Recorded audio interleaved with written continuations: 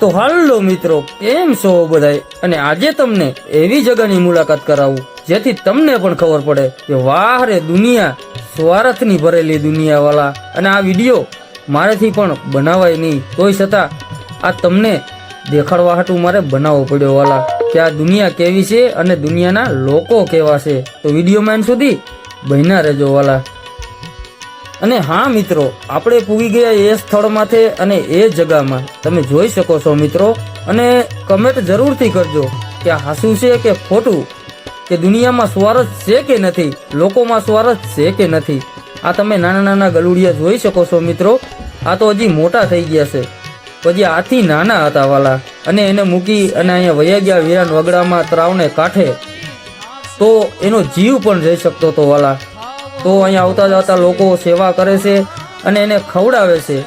અને મારેથી પણ આ વિડીયો મુકાય નહીં વાલા, કેમ કે તોય છતાં તમને દેખાડવાનો પ્રયાસ કરીશ કે આ દુનિયા કેટલી સ્વાર્થી છે અને લોકોમાં કેટલો સ્વાર્થ છે.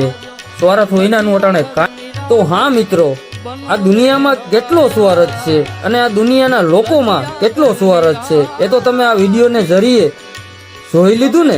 અને આ તમને સમજાવવા માટે જ આ વિડીયો મારે બનાવવો પડ્યો, કેમ કે હું આવો વિડીયો બનાવતો નથી વાલા. આ તો મારે તમને દેખાડવા હાટું અને તમને સમજાવવા હાટું આ વિડીયો બનાવવો પડ્યો, કેમ કે આપણાને મનુષ્ય અવતાર મળ્યો ને, તો મૂંગા પ્રાણીની સેવા કરવી જોઈએ, એની મદદ કરવી જોઈએ, કેમ કે મનુષ્યનું કર્તવ્ય છે અને એની ફરજ બને છે. તો મળીએ ફરીથી નવા વિડીયો સાથે, ત્યાં સુધી બધાને જય માતાજી.